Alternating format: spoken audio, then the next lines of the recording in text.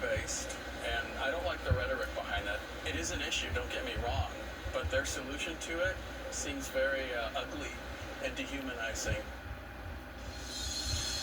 You can hear the concern in their voice. Yeah, yesterday they brought up President Clinton, saying the same thing, and when Trump didn't say what President Clinton said, when Clinton was president. All Trump ever does is negative rhetoric.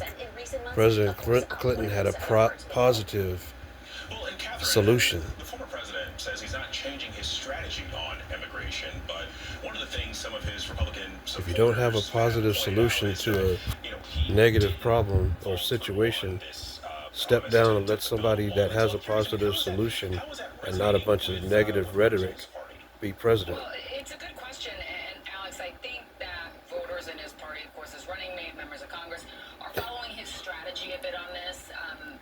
They've labeled Kamala Harris the border czar. They say that Biden gave her that title.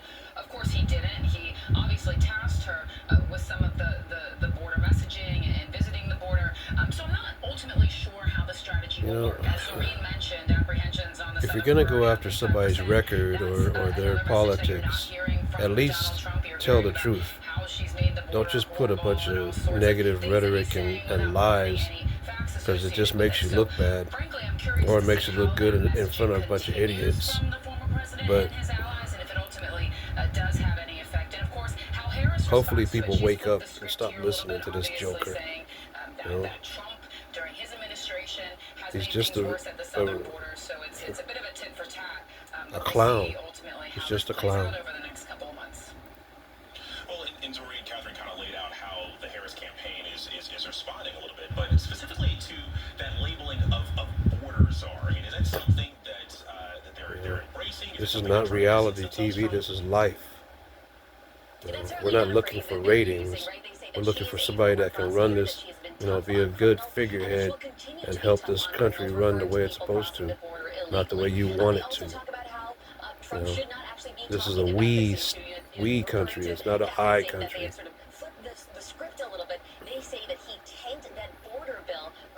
Actually, there's no I in country. Yep, that's all he cares about is himself. He doesn't care about anybody else. He doesn't even care about the filthy rich. The only thing he cares about the filthy rich is the money that they throw at him for being a moron.